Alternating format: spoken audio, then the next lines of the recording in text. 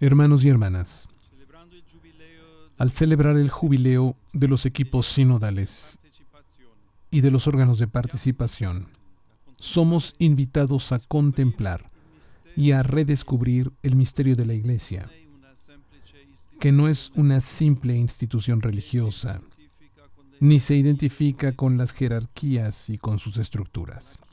La Iglesia, en cambio, como nos lo ha recordado el Concilio Vaticano II, es el signo visible de la unión entre Dios y la humanidad, de su proyecto de reunirnos a todos en una única familia de hermanos y hermanas y de hacer que nos convirtamos en su pueblo, un pueblo de hijos amados, todos unidos en el único abrazo de su amor. Mirando el misterio de la comunión eclesial, generada y custodiada por el Espíritu Santo, podemos comprender también el significado de los equipos sinodales y de los órganos de participación. Ellos expresan lo que ocurre en la Iglesia, donde las relaciones no responden a las lógicas del poder, sino a las del amor.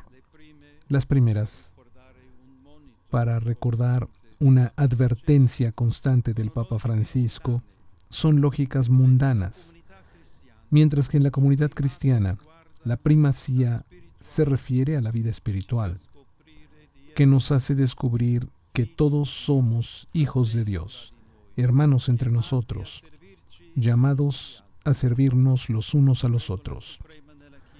Regla suprema en la Iglesia es el amor. Nadie está llamado a mandar. Todos están llamados a servir. Nadie debe imponer sus propias ideas. Todos debemos escucharnos recíprocamente, sin excluir a nadie. Todos estamos llamados a participar. Ninguno posee la verdad completa. Todos debemos humildemente buscarla y buscarla juntos. Precisamente la palabra juntos expresa la llamada a la comunión en la Iglesia. El Papa Francisco nos lo recordó también en su último mensaje para la Cuaresma. Caminar juntos, ser sinodales. Esta es la vocación de la Iglesia. Los cristianos están llamados a hacer camino juntos, nunca como viajeros solitarios. El Espíritu Santo nos impulsa a salir de nosotros mismos para ir hacia Dios y hacia los hermanos, y nunca a encerrarnos en nosotros mismos. Caminar juntos significa ser tejedores de unidad, a partir de la dignidad común de hijos de Dios. Caminar juntos. Aparentemente es lo que hacen los dos personajes de la parábola que apenas escuchamos en el Evangelio. El fariseo y el publicano suben los dos al templo a orar.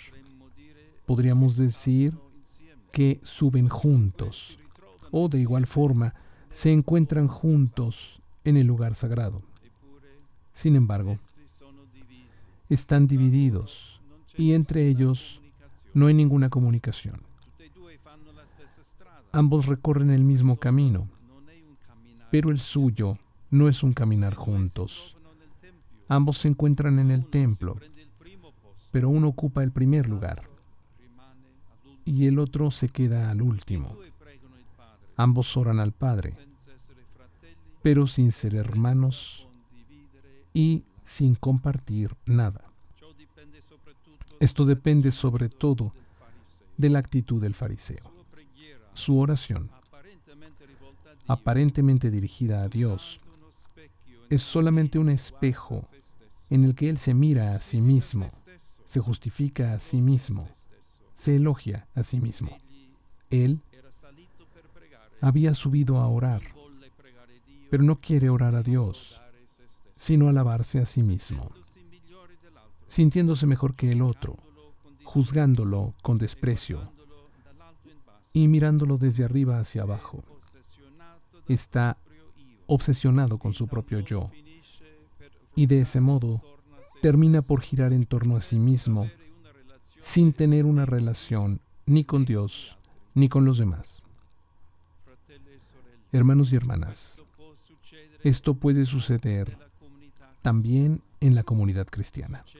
Sucede cuando el yo prevalece sobre el nosotros, generando personalismos que impiden relaciones auténticas y fraternas. Cuando la pretensión de ser mejores que los demás, como hace el fariseo con el publicano, crea división y transforma la comunidad en un lugar de juicio y excluyente, cuando se aprovecha del propio papel para ejercer el poder y ocupar espacios. Es al publicano, en cambio, al que debemos mirar. Con su misma humildad, también en la Iglesia debemos reconocernos todos necesitados de Dios y necesitados los unos de los otros, ejercitándonos en el amor mutuo, en la escucha recíproca, en la alegría de caminar juntos, sabiendo que Cristo pertenece a los que escuchan humildemente, no a los que se alzan por encima del rebaño. Los equipos sinodales y los organismos de participación son imagen de esta Iglesia que vive en la comunión. Y hoy quisiera exhortarlos en la escucha del Espíritu, en el diálogo, en la fraternidad y en la parresía. Ayúdenos a comprender que en la Iglesia, antes que cualquier diferencia, estamos llamados a caminar juntos en busca de Dios, para revestirnos de los sentimientos de Cristo. Ayúdenos a ensanchar el espacio eclesial, para que éste se vuelva colegial y acogedor. Esto nos ayudará a vivir con confianza y con espíritu nuevo las tensiones que atraviesan la vida de la Iglesia, entre unidad y diversidad, tradición y novedad, autoridad y participación, dejando que el Espíritu las transforme, para que no se conviertan en contraposiciones ideológicas y polarizaciones dañinas. No se trata de resolverlas reduciendo una a la otra, sino dejar que las fecunde el Espíritu, para que sean armonizadas y orientadas hacia un discernimiento común. Como equipos sinodales y miembros de los organismos de participación, saben, de hecho, que el discernimiento eclesial requiere libertad interior, humildad, oración, confianza recíproca, apertura a las novedades y abandono a la voluntad de Dios. No es nunca la afirmación de un punto de vista personal o de grupo, ni se resuelve en la simple suma de opiniones individuales. Ser iglesia sinodal significa reconocer que la verdad no se posee, sino que se busca juntos, dejándose guiar por un corazón inquieto y enamorado del amor. Muy queridos todos, debemos soñar y construir una iglesia humilde, una iglesia que no está erigida de pie como el fariseo, triunfante y llena de sí misma, sino que se abaja para lavar los pies de la humanidad. Una iglesia que no juzga como hace el fariseo con el publicano, sino que se convierte en lugar acogedor para todos y para cada uno. Una iglesia que no se cierra en sí misma, sino que permanece a la escucha de Dios para poder, al mismo tiempo, escuchar a todos. Comprometámonos a construir una iglesia totalmente sinodal, totalmente ministerial, totalmente atraída por Cristo y, por lo tanto, dedicada al servicio del mundo. Sobre ustedes, sobre todos nosotros, sobre la iglesia extendida por el mundo, invoco la intercesión de la Virgen María con las palabras del siervo de Dios, don Tonino Bello. Santa María, mujer afable, alimenta en nuestras iglesias el anhelo de comunión. Ayúdala a superar las divisiones internas.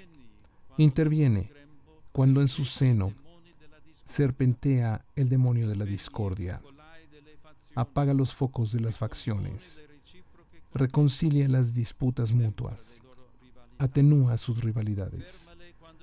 Deténlas cuando decidan actuar por su cuenta, olvidando la convergencia en proyectos comunes. Que el Señor nos conceda esta gracia. Permanecer arraigados en el amor de Dios para vivir en comunión entre nosotros y ser, como Iglesia, testigos de unidad y de amor.